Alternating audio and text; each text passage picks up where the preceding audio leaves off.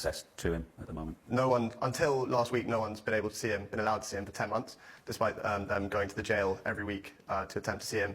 The court have ordered that he have weekly family visits, but no one's seen him for 10 months until last week. Pakistan government say you're welcome to go and see him. Just explain why you haven't and your reluctance to do that. Well, we've tried multiple times. The visas essentially are blocked. The visas we apply for are blocked for technical reasons, they said at one point. They're stalled in others. And essentially they just clearly don't want us to go for one reason or another. Maybe out of fear that we're going to be active and try to support the efforts of getting him out from over there, which I guess has just led to them stalling or rejecting. But to be clear, if you did get the visa, you would feel comfortable in going, you wouldn't be fearful of going?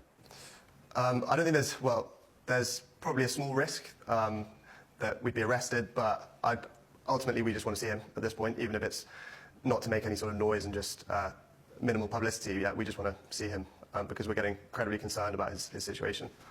When you did speak to him over the phone, how did he sound? He's always upbeat. He's always kind of his usual self. Very kind of very keen to hear how we are, how our family is, how everyone is, in the outside world, and very kind of speaking very quickly, because every time we have one of these calls, they're cut off randomly. You never know how long we're going to get. Somewhere approximately around 20 minutes, but it's been as short as 6 minutes before. So he's very quick, frantically trying to ask us questions, and if we try and ask him how he is, very quickly he shuts it down, with, I'm fine, or, it doesn't matter, but anyway, how are you, what's going on, telling us life lessons, how we can kind of, improve or go towards our goals, things like that. So did he complain at all about the state of his health, or indeed the treatment he's getting, or the conditions in which he's being held in?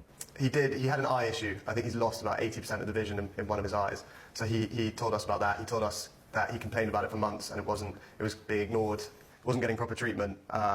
But he's not really one to complain in general, so that was when we would press him and ask him about how his health is. We know that his general conditions aren't great. It's a very small cell. He isn't allowed new books, so he's kind of going through the same books that he's had since his first 6 months in there. It's a hot cell in the summer with no proper kind of air conditioning and stuff like that.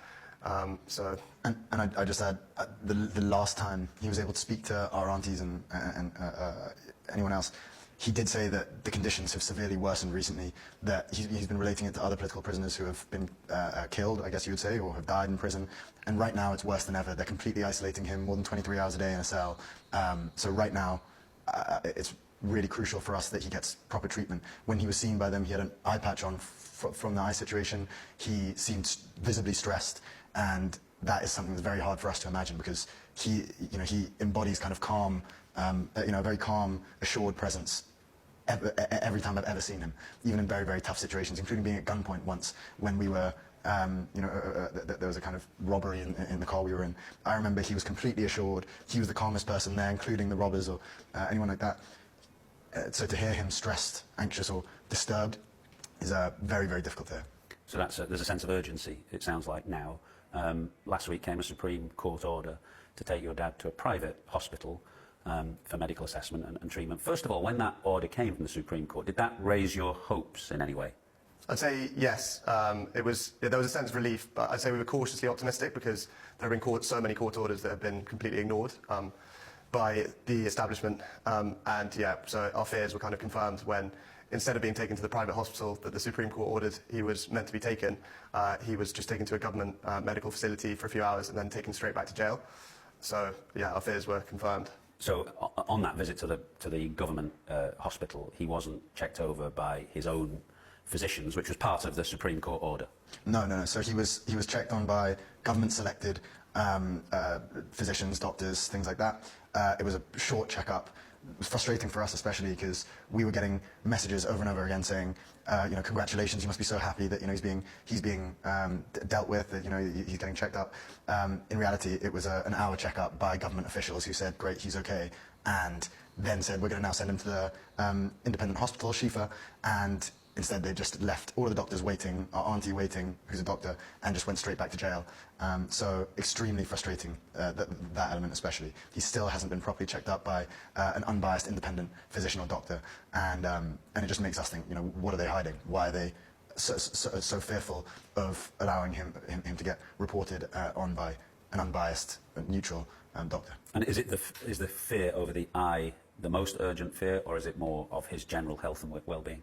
I think it's his general health and well-being at this point as well. We thought the only thing we'd heard over the last 10 months, because no one's been able to see him, is the fears about his eye. But now we've heard that he's got rising blood pressure due to kind of just the stress of isolation and solitary confinement, which, like Carsten said, is really worrying for us, because he's probably the least anxious, least stressed person I've ever met. So, yeah, that was really, really disturbing to hear. It took both of you a while, since your dad's been in jail, to start being very active in the media about your dad. What was the moment that prompted a change of policy, if you like, from you both? I think it was the kind of the stagnation. It was just, it got to, when he first went in, we were used to kind of things happening with him which were unordinary and kind of dangerous, and, you know, him getting shot, him falling off the top of a platform, you know, assassination attempts, multiple. And so when he first went to prison, we thought it was going to be probably a short stay, and then, you know, as often happens in Pakistan. But then as time passed, it kind of just dragged on, and it felt more and more helpless as it kind of went out of any of the newspapers. He was still there. We eventually just thought, you know, if we can make any kind of difference, then there's probably a time to act.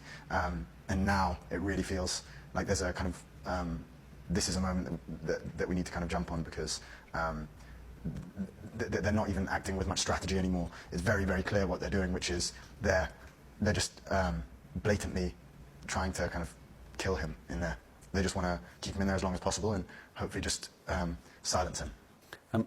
Have your pushback, I mean, the letters that the captain sent in February and now get no response to, do you sense that what you are doing is having much effect, if any? It's hard to say.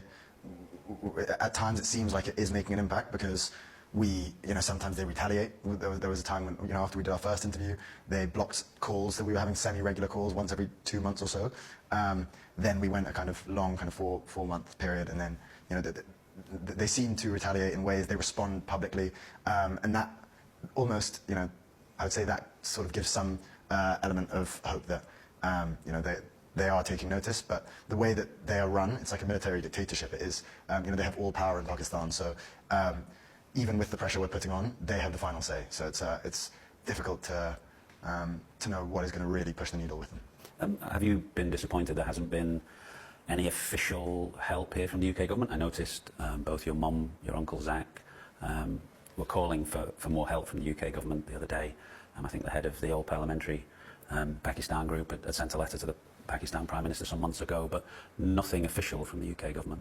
Yeah, I'd say we have been disappointed. There hasn't been, whenever we've reached out to the Foreign Office or you know, the previous Foreign Secretary, there's just been such a feeble response.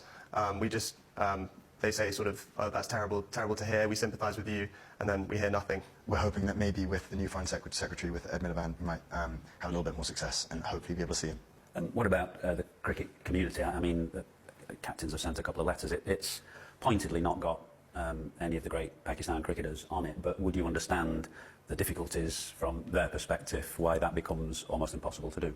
Yeah, first of all, you're obviously one of the former captains who signed that letter. We really appreciate that gesture. It's incredibly helpful just to create more noise.